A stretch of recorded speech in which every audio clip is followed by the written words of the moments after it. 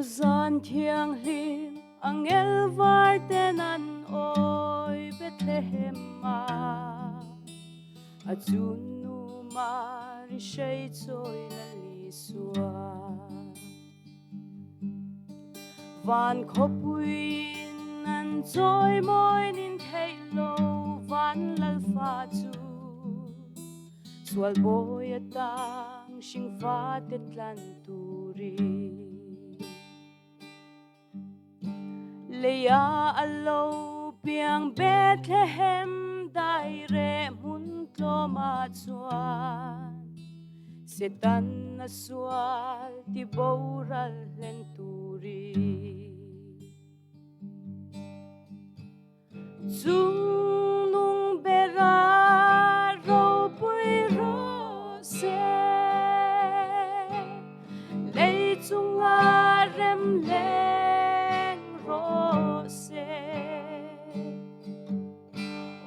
Zan thianghlim angel varten an oi Bethlehema achun nu mari shei choi la li suwa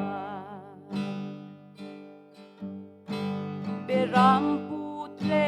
mi fing te pon an ro lu beran la kanta na lal ber thar lo piang achu Chi bay bukin lom na thil pe kan hla na ma chuan Pathian thamwan na in an lo khata chung nung bera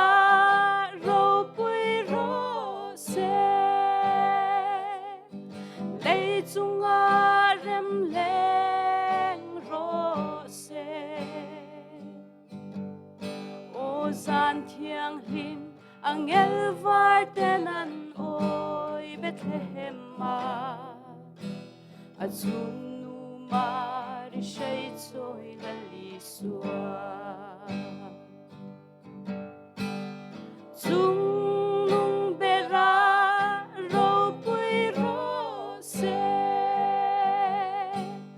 lei chung a rem le